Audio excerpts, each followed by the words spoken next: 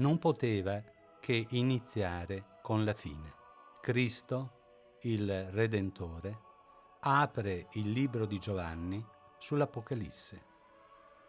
La mano destra, elevata, ammonisce nel gesto della benedizione. A sinistra, San Giacomo Minore celebra la Santa Messa.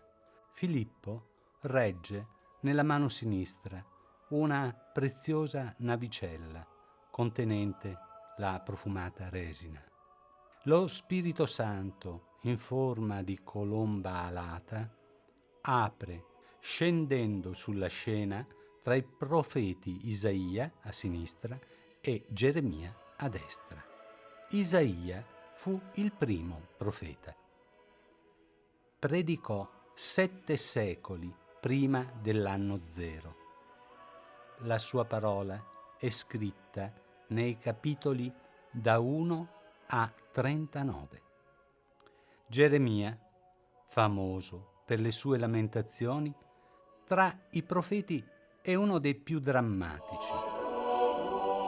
L'Annunciazione apre ai tempi moderni. Un delizioso angelo, reggente un pallido giglio, le ali in riposo, il dito alzato, annunziante, mostra un piede sorprendentemente umano. Maria, in trono intarsiato, distolta dalla lettura del libro posato su un solido leggio, raccolte le braccia al seno, chinando il capo, accoglie la buona novella. La testa aurelata indica che lo Spirito Santo ha compiuto la sua celeste missione. L'angelo è vestito di bianco e rosa, Maria di blu, sopra una tunica rosa, colori che saranno suoi per sempre.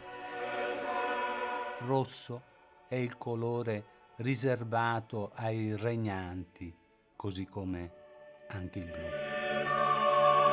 Entrati nel Nuovo Testamento, Madonna trionfa reggendo il bimbo benedicente. Questi indica il grembo della madre che l'ha generato.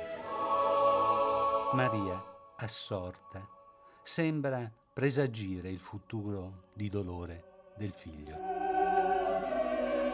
Invero, l'inserimento di Maria nella nicchia decorata d'archi ogivali appare pittoricamente una forzatura, un segno della recente maternità e l'accenno di doppiamento che rende la figura più umana.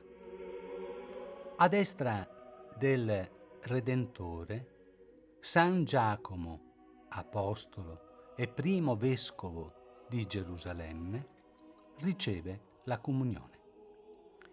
Il celebrante è Gesù risorto, reggente il bastone pastorale, mentre con l'altra mano somministra il pane. Alle sue spalle l'altare con il calice. Notevole è l'architettura rinascimentale e la prospettiva rafforzata dalla porta chiusa incassata nel muro di destra. Fallace è il piedistallo, sbilanciato in avanti, e la rigidità del pagliotto steso sull'altare. Nell'opposta vela, San Filippo illustra i principi della fede al pubblico, tra cui spicca la figura di un orientale con pizzo e turbante ottomano. La disputa, a giudicare dal volteggio delle mani, non turba il santo, che espone il suo pensiero con gesto misurato. Salatite a sinistra e Ieconia sono discendenti di Davide, predecessori di Gesù, secondo i Vangeli di Luca e Matteo. A sinistra, il Beato Luca riceve da Sant'Antonio l'annuncio della liberazione della città. Sant'Antonio era defunto, per cui è da supporre che Luca abbia avuto un'apparizione. La città è salva dal dominio del tiranno Ezzelino. L'affresco è di grande interesse. Mura possenti cingono Padova ed una moltitudine di torri la ingentiliscono. Nella parte centrale si nota, per la mole, il Palazzo della Ragione. A sinistra di questo si vede la facciata del Duomo ed il battistero cilindrico affrescato da Menabuoi. Sulla destra, alle spalle di Luca, è visibile la Basilica del Santo con le cupole emisferiche ed un ardito pinnacolo. Un dettaglio interessante. L'aureola di Sant'Antonio è cerchiata, mentre quella di Beato Luca è aperta. Risaliamo con lo sguardo a veder San Giacomo. Ha le stesse sembianze, il volto, il colore dei capelli e della barba, nonché la veste rosata di quello che apre dall'alto la rassegna. La famiglia di Naomedio non include i due fratelli già protetti da Ludovico da Tolosa nell'arcata del Redentore. Anche San Filippo presenta i due figli maschi di Conti, certo più giovani di quelli che abbiamo visto ai piedi di Ludovico. La famiglia Conti aveva ricevuto il dono di almeno 6 figli, di cui 4 maschi, e la fortuna di una agiatezza cospicua per permettersi una presenza così ampia nella cappella dedicata al Beato Luca. Di qualità sorprendente è la rappresentazione della folla di zoppi, mutilati, feriti, storpi.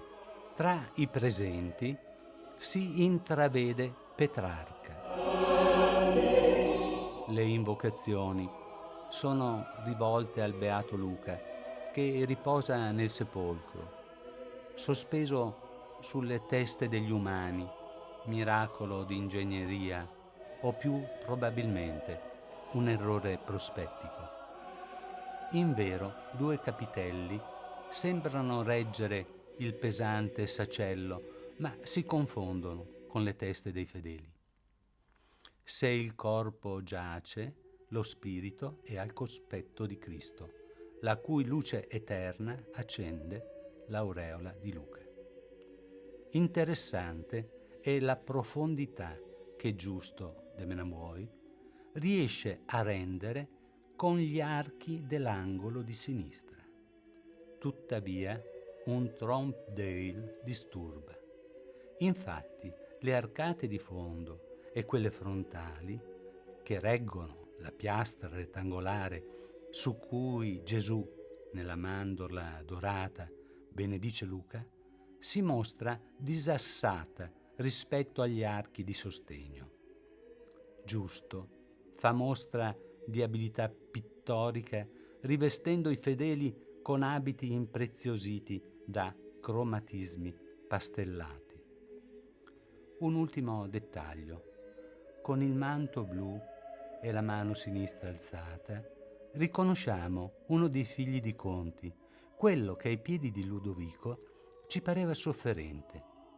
La sua presenza nel luogo dell'intercessione e le dita della mano rivolte al volto gonfio sembrano confermarci nell'opinione di una sua malattia. Alziamo gli occhi al coronamento. Una teoria di figure discende ai lati. È l'albero genealogico di Gesù secondo Matteo. A sinistra della volta, apre la sfilata Abramo, il patriarca del popolo ebreo, probabilmente vissuto nella città mesopotamica di Ur. Nel 1700 a.C. era la terra benedetta, lambita da due fiumi, il Tigri e l'Eufrate. Figliò 2 volte. Ebbe Ismaele da Agar, schiava della moglie, e Isacco da Sara, sua moglie, che partorì in tarda età. Così si generò il pasticcio. Gli ebrei conoscono Abramo attraverso il figlio Isacco, i cugini arabi attraverso Ismaele. Il sangue non è acqua, ma troppo ne è stato sparso per un primato di discendenza. Segue Isacco, che rischiò la vita per mano del padre, la cui fede si deve presumere incerta se Dio lo ha voluto mettere alla prova chiedendogli il sacrificio del secondo figlio. Sappiamo che all'ultimo istante un angelo gli trattenne la mano, consentendogli lunga vita con Rebecca, madre di Esaù e di Giacobbe. Quest'ultimo occupa il quadro sottostante. Pur essendo il secondogenito, riuscì ad acquistare dal gemello Esaù il diritto di primogenitura, pagandolo un piatto di lenticchie. Lezione d'astuzia per il popolo che verrà.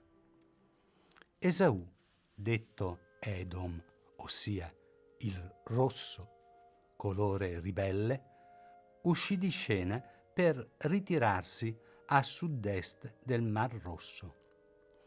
Ma Geremia nel suo libro lo segue. E l'Idumea, ossia Edom, resterà deserta. Chiunque passerà per di là resterà stupito e fischierà inorridito sopra le sue sciagure. Una profezia tremenda. Malacca, altro scrittore veterotestamentario, non è da meno. Essi ricostruiranno, ma il Signore li demolirà. Israele comincia a formare una personalità piuttosto forte. Giacobbe sposò Rachele e Lia. Da loro e da 2 schiave ebbe una figlia e 12 maschi. Dopo una notte turbolenta con un angelo, decise di cambiare il suo nome con quello più esplicito di Israele. Giuda, figlio di Elia, è in 4ª posizione. La sua tribù, un po' alla volta, si rafforza, così come il segno del suo potere. Questi concepì Fares con la nuora, un'altra lacerazione alla morale concessa al potere. Non è un caso che il significato di Fares sia breccia. Segue Esrom, ossia accluso, quasi un allegato che si può trascurare. Di lui poco si sa. Aram, che lo segue, significa alto. Ebbe 4 figli, ma soprattutto il dono della ubiquità. La Genesi 22, 20, 23 dapprima sostiene che la sua stirpe non lasciò la Mesopotamia, detta non casualmente Aram Maharaim. Geograficamente la parola Aram indica gran parte della Siria. Tuttavia, la Genesi 46, 8, 17 lo fa nascere in Egitto. La Genesi è tra i libri il più antico. Molte voci lo tramandarono e molte furono le mani che lo trascrissero. una curiosità pittorica. A distinguere le 3 figure bibliche più che il disegno e il colore, quello del mantello, della barba, che varia in foggia e lunghezza. Aminadab aiutò a trasportare l'arca dell'alleanza a Gerusalemme ed il suo nome significò carri del mio popolo. Naasson, capo della tribù di Giuda, dipinto nel quadro sotto di lui, chiude la filiera Salamo. L'altra fascia inizia con Jesse, seguito dal figlio Davide. Quel che combinò è noto. Sedusse e prolificò con maggior generosità di un albero di ciliegio. Fu guerra. Mal ne derivò a Saul, che in battaglia morì. Davide tornò, riprese il trono nominandosi re dei Giudei e poi di Israele. Si invaghì di Betsabea, moglie di Uria, che fece uccidere per togliersi l'incomodo. Censì il suo popolo, sedò le intemperie dei figli di Absalom e Seba, trovando il tempo di scrivere quasi la metà dei salmi. Nulla di ciò appare nella raffigurazione di Menabuoi, ma è giusto ricordarlo. Arrivò Salomone, il saggio sapiente, figlio di Betsabea, quindi di un abuso. L'imperscrutabile disegno di Dio è un altro tassello nella formazione del popolo eletto. Diletto del Signore e dal cuore intelligente, sotto il suo regno il popolo trovò pace e si arricchì. I geni del padre lo indussero ad amare la bellezza in forma femminile, così da sposarne 700 ed accudire ad altre 300 in convivenza. Eresse il tempio di Gerusalemme e scrisse 2 salmi, gran parte dei proverbi, le ecclesiastiche ed il Cantico dei Cantici, un libro che l'Inquisizione avrebbe messo a rogo con l'autore, tanto è esplicito l'amor profano. Quelet è il testo suo più celebre, intriso di un pessimismo che appanna quello dello zibbaldone leopardiano. In tarda età arrivò a tollerare l'idolatria e poiché le colpe dei padri ricadono sui figli, Roboamo patì una sconfitta contro l'Egitto e quel che peggio, un conflitto lacerante con il suo popolo. Abia, suo figlio, e Asaf, cantore al servizio del Tempio, lo seguono nei riquadri.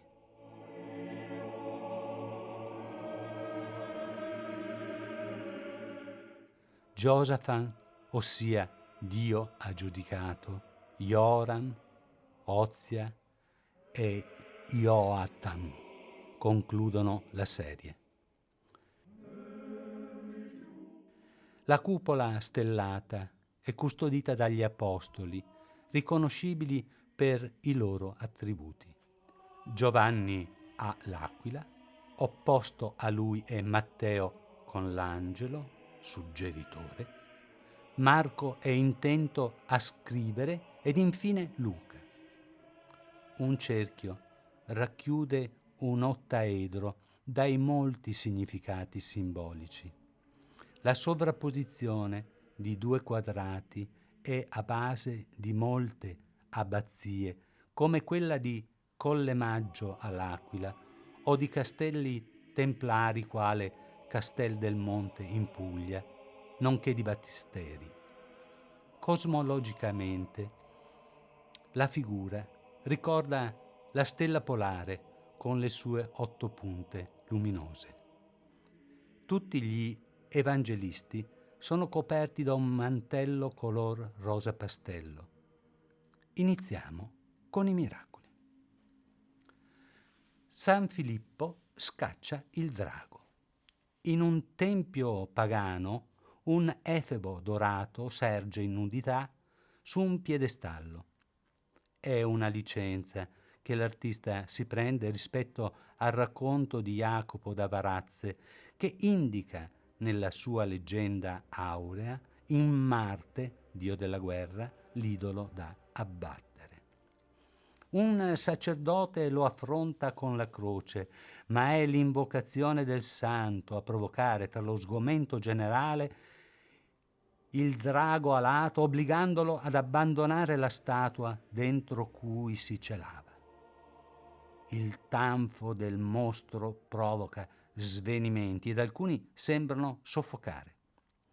La bestia tenta l'ultima offesa, azzannando alla gola un chierichetto dall'inutile turribolo. Le donne a destra osservano senza sgomento. Solo una urla un'imprecazione. A sinistra, dietro al santo, 2 armigeri puntano le lance. Non si capisce se per proteggere Filippo o per incitarlo al miracolo. Il dipinto, a forma ogivale, ha al centro la figura del male, una insolita posizione. Piacevole è l'incrocio dei rosa, dalla tunica del santo al cittadino che copre bocca e naso, fino a quello a destra con espressione disgustata. Un triangolo verde pallido associa 2 soggetti prostrati dal vomito al volonteroso che tenta di proteggere il clerico. Sul lato opposto della navata, San Giacomo predica a Gerusalemme. Lo sfondo, rigido ed imponente, è un mix tra un'immaginaria città santa e le cupole della Basilica del Santo di Padova. San Giacomo parla sopra un pulpito di legno ad un pubblico variegato. Alcuni ne contestano le parole dal balcone marmoreo. Giacomo diverrà il primo vescovo di Gerusalemme e fu il maggior esponente del giudeo-cristianesimo. Questa è forse la chiave di lettura dell'affresco. La piazza è gremita. Le donne occupano la parte centrale, una con l'infante, altre sedute. La predica deve essere stata lunga.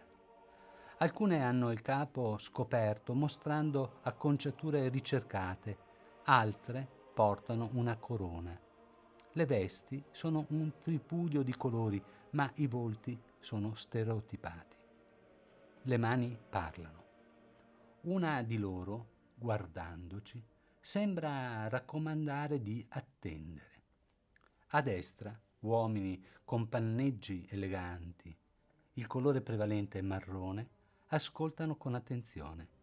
I volti, per lo più affilati ed abbronzati, sono rivolti al predicatore, ad eccezione di chi ha lo sguardo impedito dall'ingombrante scalone. Una gradita nota di realismo. Alcune mani esprimono stupore e sorpresa. Chi, a me, sembra chiedersi l'uomo dagli eleganti calzari color cuoio, la veste aranciata foderata d'un verde azzurrato, come si può intravedere dalla piega del manto sollevato dalla mano sinistra, lasciando presagire che si appresta ad andarsene. Forse non gli garba la predica o quanto sta per accadere. Il dramma si compie nella parte opposta. Uomini severi, con barbe patriarcali, probabilmente sacerdoti, inorriditi dalle parole, stanno sollevando il santo per buttarlo a terra. Il fratello del Signore, come lo chiama Giovanni nel suo Vangelo, si fratturerà una gamba ed arriverà zoppo al suo martirio, non senza prima aver compiuto mirabili miracoli che subito andiamo ad illustrare. Sotto le figure di Abiud, nipote di Beniamino, ed Eliacim, figlio di Elcia, padre per Gerusalemme e per la casa di Giuda, vediamo San Giacomo mentre solleva con la forza della fede una torre carceraria, consentendo ad un uomo ingiustamente imprigionato di uscire libero persino dalle catene che giacciono inutili a terra. La leggenda aurea prevede una discesa, anzi un balzo in terra del mercante. Questi invece esce dalla torre inclinata e s'avvia a fuggire a braccia levate. Un dettaglio di geometria applicata. Il santo sembra usare la roccia come leva. La provvidenza va aiutata dalla buona volontà, sembra suggerire il pittore. Anche il miracolo del pellegrino è ripreso dalla leggenda aurea. La narrazione è esplicita. Il viandante ha come meta la tomba di Giacomo, ma il viaggio è tortuoso. Rassegnato e stanco, si sdraia e nel sogno gli appare Giacomo che gli indica la retta via, rinvigorendone lo spirito. Un pane che troverà svegliandosi rafforzerà il corpo. Concludiamo il ciclo di San Giacomo con la lunetta che ne rappresenta il martirio. Lo sfondo è ancora quello di Padova e della sua basilica. Nel cielo scuro Dio appare tra angeli e beati. Un gruppo assiste alla scena da posizione privilegiata, alta, su un balcone di marmo intarsiato. Sotto di loro, nella parte centrale, i carnefici circondano il martire, incerti tra il colpirlo con i sassi o, come alla fine decidono, con un bastone. È ragionevole supporre che i colpi siano stati molti, tanto che una comparsa suggerisce con le mani che la misura è colma. Un suo vicino alza le mani, teme di portarne il sangue che schizza dal capo martoriato. Dovevano essere tempi crudeli quelli vissuti dall'artista. La morte per malattia o violenza era quotidiana realtà. Solo alcuni bimbi piangono, è l'innocenza che viene offesa. Non dare scandalo, raccomanda il Vangelo, ed ogni condanna a morte lo è. Un coro di progenitori di Cristo conclude la sua genealogia. Nell'opera Giusto de meno vuoi si è preso diverse libertà. Giacomo fu decapitato bendato fuori Gerusalemme assieme a Glosia, suo scriba. Il suo attributo è infatti la spada che lo uccise. Abbiamo tenuto ultimo l'affresco della crocifissione di San Filippo. Raccontiamo qualcosa di lui. Galileo di Betsaida divenne apostolo dopo l'incontro con Giovanni Battista. Non scrisse un Vangelo, ma in esso è citato più volte.